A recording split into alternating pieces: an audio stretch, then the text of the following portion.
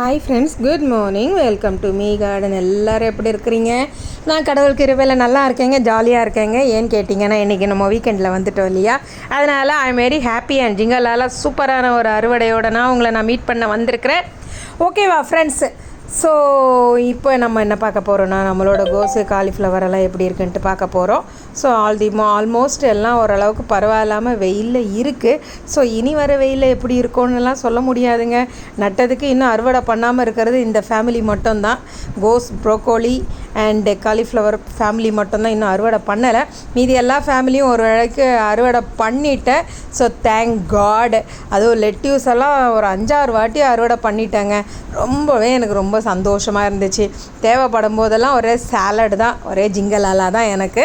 So எப்படின்னா, என்னோடய சேனலை சப்ஸ்கிரைப் பண்ணாதவங்க சப்ஸ்கிரைப் பண்ணிவிட்டு பாருங்கள். லைக்ஸ் கமெண்ட்ஸ் எனக்கு ரொம்பவே முக்கியம். வர நாட்களில் மிளகு அறுவடையெல்லாம் நான் உங்களுக்கு போடுவேங்க. ஓகேவா? மேலே கொஞ்சம் சுண்டக்காய் இருக்குது, அது பறிக்கணும். கீழே இந்த நாள் ஸ்டூல் கொண்டு வந்து போட்டிருக்கேன். ட்ரம்பட் பூ, இது 2வது வாட்டி பூக்குது. கண்டிப்பாக இந்த வாட்டி நான் அதை ரீபார்ட் பண்ணியே ஆகணுங்க. ரொம்ப சின்ன தொட்டியில் இருக்குது. இதெல்லாம் எத்தனை வருஷமாக கொடைக்கானல்லேருந்து எடுத்துகிட்டு வந்தது. ரோட்டோரமாக இருந்ததை நான் கொஞ்சம் ஒடிச்சு எடுத்துகிட்டு வந்து வச்சது இதெல்லாம். ஸோ நல்லாவே பூத்துருக்கு. இப்போவும் நான் 2-3 கலர்ஸ் வச்சுருந்தேன், எல்லோ, ஒயிட்டு. இதில் எது தேரலைன்னு தெரியல. ஆனாலும் ஒரு 3 தொட்டியில் இருக்கிற செடிகளில் பூக்கள் வந்திருக்கு. பார்ப்போம் வர நாட்களில் என்ன கலருன்னு பார்க்கலாம். இது ஸோ டிசம்பர் பூவெல்லாம் பூத்து முடிஞ்சிருச்சு. அதை ட்ரிம் பண்ணி நிறைய பேர் கட்டிங்ஸ் கேட்டிருந்தாங்க. ஸோ அதனால் அது கட்டிங்ஸ்க்கு ரெடி பண்ணணும். கண்டிப்பாக இப்போது ட்ரிம் பண்ணால் என்ன ஆகுமோ தெரியலங்க. இது லெமன் ஒயின் பிளான்ட்டு நிறைய மொட்டுக்கள் வந்திருக்குது, கொத்தாக வந்திருக்குது. பார்ப்போம் பூக்கிறது எப்படின்னு சொல்லிட்டு. ஸோ இந்த மாடியில் வந்து கொஞ்சம் ஆரஞ்சு, கோவக்காய், அப்புறம் கொஞ்சம் கீரை, அப்புறம் கொஞ்சம் சுண்டக்காய், அப்புறம் இந்த இது எப்படி முள்ளங்கிலேயே பர்பிள் கலரோ வெள்ளை கலரோ கலந்த மாதிரி ஒரு முள்ளங்கி இருக்கோங்க. காய்க்குமான்னு பார்த்து ஒரு வழியாக அதை காய்க்க வச்சு எடுத்தாச்சுங்க. ஏன்னா வெயில் அதுக்குள்ளே ஸ்டார்ட் ஆயிடுச்சு. இதெல்லாம் குளிர்கால பயிருங்க. ஸோ இதுதான் நம்ம மாடி தோட்டத்தோட அறுவடை.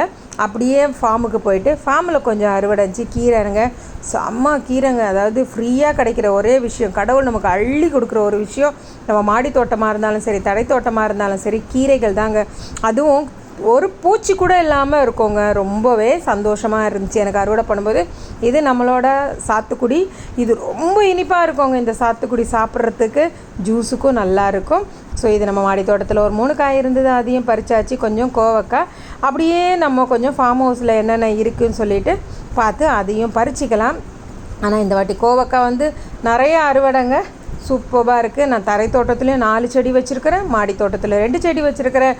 கோவக்காய் ரொம்ப நல்லதுன்னு சொல்கிறாங்க இல்லையா உடம்புக்கு. அதனால் சரி அப்படின்னு சொல்லிட்டு வச்சாச்சு. 2 நாளைக்கு ஒரு வாட்டி கண்டிப்பாக நமக்கு ஒரு 10-15 காய் கிடைக்குங்க. 2 செடி இருந்தால் போகிறோங்க. ஒரு ஃபேமிலிக்கு தேவையான காயை நம்ம பறிச்சிடலாம். ஸோ ஓகே, என்னோடய சேனலை சப்ஸ்கிரைப் பண்ணாதவங்க பண்ணிக்கோங்க. உங்கள் லைக்ஸ் அண்ட் கமெண்ட்ஸ் எனக்கு ரொம்ப முக்கியம். இது நம்ம மாடி தோட்டத்தோட கீரை தாங்க. கொஞ்சம் கொடி பசலை கீரை, அப்புறம் பார்த்திங்கன்னா அது என்னென்ன மணத்தக்காளி கீரை, அப்புறம் சிகப்பு பொன்னாங்கண்ணி கீரை, அப்புறம் கொஞ்சம் zucchini, அப்புறம் தக்காளி ஒரு 2, அப்புறம் ஆம்பலங்காய்ங்க. இதுதான் நம்ம தரை தோட்டத்தோட ஃபார்ம் ஹவுஸோட அறுவடை. ஸோ இந்த நாள் இனிய நாளாக இறைவனிடம் உங்களுக்காக நான் வேண்டுகிறேன் ஃப்ரெண்ட்ஸு. ஓவராலாக நம்ம மாடி தோட்டம் அண்டு தரை தோட்டத்தில் உள்ள அறுவடை தான் இது. அப்பா கீரைக்கு எனக்கு பஞ்சமே இல்லைங்க. எல்லாருக்கும் கூட கொடுத்தாச்சிங்க. எல்லாருக்கும் நிறைய பேருக்கு பறித்து கொடுத்துட்றது. உண்மைக்கு சொல்கிறேன், நிறைய பேர் ஆசை தீர சாப்பிட்டாங்க. அதை பார்க்கும்போது எனக்கு ரொம்ப திருப்தியும் சந்தோஷமாக இருந்துச்சு. ஏன்னா அவங்க ஒவ்வொரு வாட்டியும் என்னை பார்த்து நல்லா இருந்துச்சு, கீரை டேஸ்ட்டாக இருந்துச்சு, கடையில் வாங்குறத விடவும் சூப்பராக இருந்துச்சு, கடையிறதுக்கு அப்படி இருந்ததுன்னுட்டு எல்லோரும் சொல்லும்போது நான் போட்ட எஃபர்ட் வீணாகலையே அப்படின்னு சொல்லிட்டு எனக்கு ரொம்ப சந்தோஷமாக இருந்துச்சு. Thank God. ஸோ எல்லாமே கடவுளுக்கே இந்த புகழெல்லாம். ஓகேவா? ஸோ இந்த நாள் இனிய நாளாக இறைவனிடம் வேண்டுகிறேன். Have a nice day and take care and weekend happy.